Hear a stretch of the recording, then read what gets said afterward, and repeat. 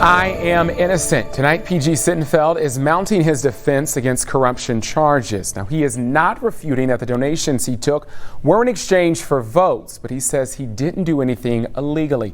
Tonight, his attorney, Charlie Ritker, said that Sittenfeld followed PAC laws by the book, and SEC filings prove that. As Sittenfeld fights back, calls for reform at City Hall are growing louder.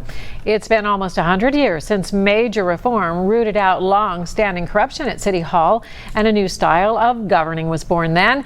Walter Smith Randolph spoke to some who say it is time the city gets back to basics. In the 1920s, Cincinnati City Hall was full of corruption. So in 1924, a new charter was passed, which led us to the government we now have. With 3 city council members facing corruption charges in just 1 year, many are saying it's time to revisit the charter and clean house.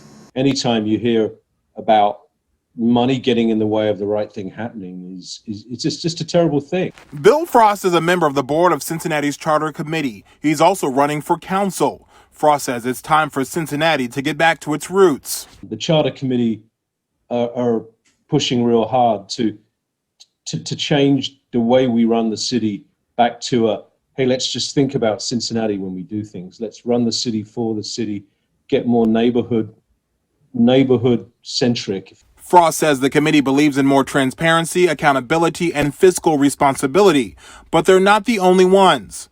The chair of the Hamilton County GOP says Cincinnati has been brought to its knees and become a national laughingstock.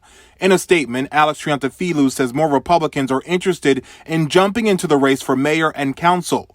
He also says the GOP will work with the Charter Committee or any nonpartisan group interested in good government.